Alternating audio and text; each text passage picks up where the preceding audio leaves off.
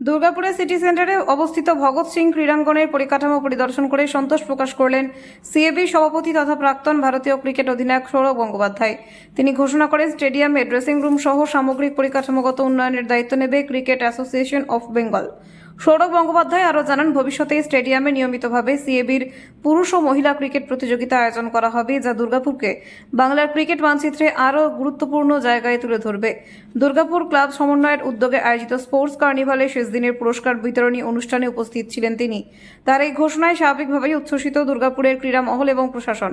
দুর্গাপুর পুরসভার মুখ্য প্রশাসক অনিন্দিতা মুখোপাধ্যায় বলেন, বাংলার মহারাজের এই ঘোষণা দুর্গাপুরবাসীর কাছে অত্যন্ত গর্বের এবং আনন্দের।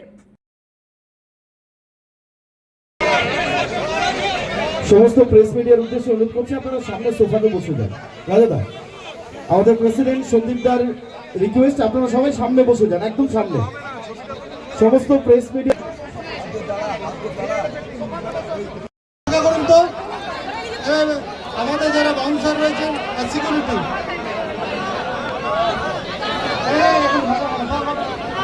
সোহম এদিকে ভলেন্টিয়ার স্টেজে, শুভম ভলেন্টিয়ার স্টেজে,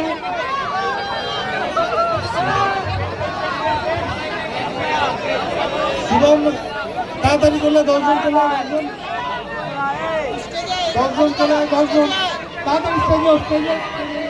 যে এত ছোট ছোট ছেলে মেয়েদের খেলার ব্যবস্থা করে দিয়েছেন, আমার শুধু একটাই রিকোয়েস্ট থাকবে যে আমি জানতাম না যে আপনাদের ফ্যাসিলিটি এত বড়, ইনফ্রাস্ট্রাকচার এত বড়। ভবিষ্যতে আপনারা ক্রিকেটটাও এখানে ইনক্লুড করুন। আর আমি সিএবির প্রেসিডেন্ট সভাপতি, তাই আমার তরফ থেকে অ্যাসিওরেন্স রইল যে এখানে ইনফ্রাস্ট্রাকচার তৈরি করে দেওয়ার রেসপন্সিবিলিটি আমার।